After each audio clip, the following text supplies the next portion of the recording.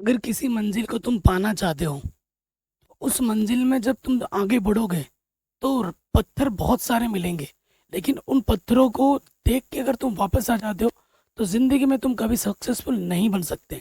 उन पत्थरों को हमें धकेलना होगा, पुश करना होगा, हटाना होगा, जिनमें एफर्ट लगते हैं, मेहनत लगती है। आओगे, पहली टिप क्या है कि जब भी आप पढ़ाई कर रहे हो तो आप फोकस के साथ पढ़ाई करो। प्लस आप जब भी पढ़ाई कर रहे हो तो नोट्स ज़रूर बनाओ। ठीक है, नोट्स खुद के बनाने हैं, उसके साथ साथ आपको सेल्फ स्टडी के लिए भी टाइम देना है। ठीक है, ये सारा स्टडी मटेरियल मैं बता रहा हूँ। देखो, सबसे पहली चीज़ क्या आ जाती है, फोकस। दिखावे की पढ़ाई नहीं करनी है। कई बच्चे हैं दिखावे की पढ़ाई करते हैं, 6-6 12-12 घंटे पढ़ रहे हैं, लेकिन रिजल्ट के टाइम पे जीरो। नहीं हो पा रहा है भाई।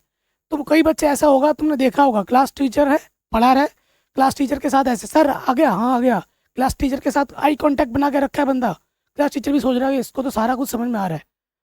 देखो, अगर क्यों कैसे ये चीज़ अपने दिमाग में रखो। अगर टीचर पढ़ा रहा है तो सबसे पहली चीज़, जब भी आप पढ़ने बैठो, चाहे आप यूट्यूब से पढ़ रहे हो, चाहे आप स्कूल से पढ़ रहे हो, कोचिंग से पढ़ रहे हो, जब आप पढ़ रहे हो, अगर आपका मन ही शांत नहीं है, पढ़ रहे हो, कुछ आपके दिमाग में कुछ और चल रहा है कि भाई मुझे घर जाना है, मुझे ये खाना है, मुझे वो करना है, तो भाई तुम समझ ही नहीं पाओगे। तो जो सारा डाउट स्टार्ट होता है वो क्लासरूम से स्टार्ट होता है।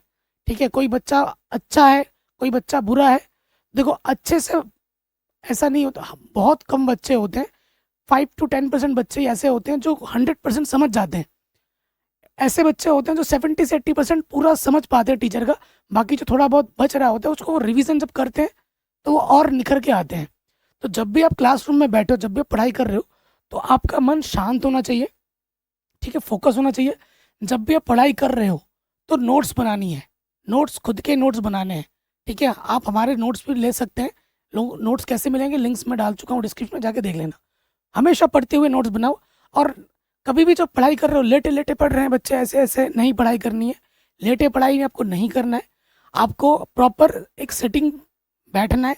टेबल चेयर में बैठो। टेबल चेयर अगर आपके पास नहीं है स्पेशली, तो पालती मार के एकदम चटाई बिछाकर सीधा होके पढ़ो। ऐसे बैठ के नहीं पढ़ना है। ठीक है, प्रॉपर नोट्स बना के पढ़ना है। और आप सेल्फ स्टडी को ज़रूर टाइम दो। कई बच्चे होते, सर हमने घर पे आए, मेरे 5 कोचिंग लगे पड़े हैं, मैंने यूट्यूब से भी पढ़ लिया है। तो भाई आप यूट्यूब से पढ़ो या कोचिंग से पढ़ो, इनके बाद अलावा जो भी आप पढ़ रहे हो उसको एक बार खुद से और एक बार रिवाइज करना है। डाउट्स जो भी रहे हैं वो उसको दूर करना है। सेल्फ स्टडी कुल मिला के करनी ही करनी है, कम से कम 2 घंटा या 1.5 घंटा। ठीक है, सेल्फ स्टडी जो भी कोचिंग में पढ़ा है, जो भी आप यूट्यूब से पढ़ रहे हो, जो भी आपने दिखा है, उसके अलावा एक टाइम खुद के लिए भी देना है। जो भी आपने पढ़ा है दिन भर, उसको सेल्फ स्टडी के लिए टाइम निकालो। देखो, जब सेल्फ स्टडी तुम करने लगोगे ना, तुम्हारा जो ग्राफ होगा ना वो धीरे धीरे धीरे धीरे अप होता जाएगा रेगुलर बेस पर। तो ये पहली प्रो टिप है। उसके बाद शुरू से हमें स्मार्ट वर्क करना है। Number 2, smart smart study. ठीक है, क्या बच्चों, स्मार्ट स्टडी हमें करनी है। स्मार्ट स्टडी में क्या है, इसमें क्या आ जाता है, देखो, सबसे पहले स्मार्ट में आ जाते हैं आपके पास बुक्स। आपको अच्छे बुक्स का चयन करना है कि भैया हम पढ़ रहे हैं, हमारा एग्जाम में अच्छे नंबर भी चाहिए हमें।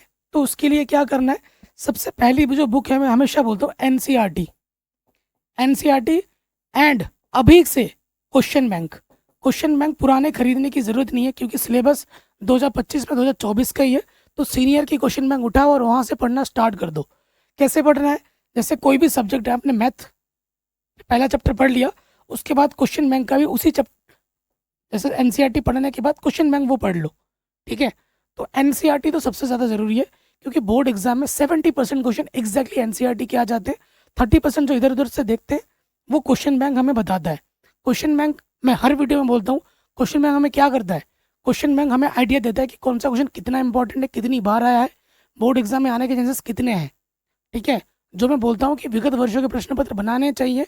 अगर आपको विगत वर्षों के प्रश्न पत्र नहीं मिल रहे, तो क्या है कि आप chapter wise question bank starting से लगाओ। आपकी प्रिपरेशन स्टार्टिंग से ही अच्छी होती रहेगी। ठीक है, ये प्रो टिप्स में आपका दूसरे नंबर पे आ जाता है। उसके बाद जो तीसरा टिप्स है, जो सबसे ज़्यादा ज़रूरी है, एक तो है रिवीजन। ठीक है, रिवीजन। उसके साथ साथ आपका रेगुलर बेस पे क्या है, टेस्ट एंड सेल्फ एनालिसिस। ठीक है, ये 3 चीज़ें आती हैं प्रो टिप्स नंबर 3 में। सबसे पहली जो बात मैं कर रहा हूँ, रिवीजन। आपको रिवीजन करते रहना। जैसे आपने चैप्टर 1 निपटा दिया, चैप्टर 2 में जैसे ही जाओ तो चैप्टर 1 बैक एंड में रिवीजन होता चाहिए। ये नहीं आप चैप्टर 1 पढ़ रहे हो, 2 पढ़ रहे हो, 3 पढ़ रहे हो, 4 पढ़ रहे हो और उधर से तुम छोड़े जा रहे हो। तो चैप्टर अगर चौथे में आया हो तो बैक एंड पे 1 2 भी पढ़ते रहो, उसका टेस्ट देते रहो। ठीक है, भले ही एक पहला चैप्टर आपने 10 मिनट पढ़ लिया, 5 मिनट पढ़ लिया, लेकिन वो टच में रहना चाहिए वो चैप्टर। ये नहीं कि पहला चैप्टर आज 1 तारीख को आज आपने पहला चैप्टर पढ़ा और 5वें चैप्टर पे आप चल गए और आपने इस 1 महीने के बीच में उस चैप्टर को एक बार देखा भी नहीं खोल के। तो ऐसा नहीं होना चाहिए।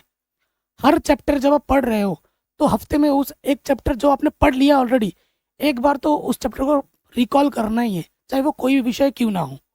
ठीक है, उसके साथ साथ आपको रेगुलर बेस पे टेस्ट ज़रूर देते रहना चाहिए। टेस्ट देना बहुत ज़्यादा अच्छा होता है।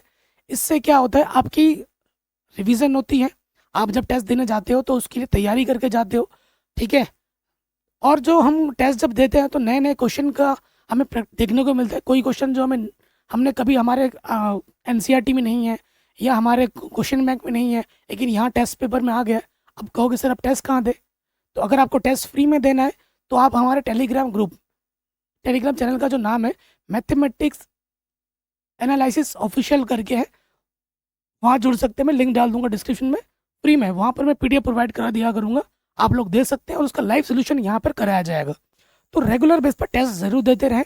टेस्ट देने से जो एक एग्ज़ाम फियर होता है अपने मन के अंदर, कभी कभी ऐसा देखा गया है ना कि बच्चों को सब आता है लेकिन एग्ज़ाम में जब जाता है वो भूल जाता है ना। जब एग्ज़ाम से बाहर, अरे यार मुझे आता था, 15 मिनट और मुझे मिल जाते तो मैं कर लेता। तो राइटिंग की प्रैक्टिस भी होनी चाहिए और टेस्ट देने से जो एग्ज़ाम फियर होता है वो नहीं रहता है। ठीक, उसके बाद सेल्फ एनालिसिस करना ज़रूरी है कि चैप्टर 1 में मुझे कितना आ रहा है, चैप्टर 2 में मैं पहुंच गया हूँ। सेल्फ एनालिसिस जब आप करोगे तो जो डाउट रह रहे हैं वो डाउट अपने दोस्तों से दूर करो, अपने टीचर से बात करके दूर करो या हमसे पूछो। ठीक है, तो सेल्फ एनालिसिस बहुत ज़्यादा ज़रूरी है।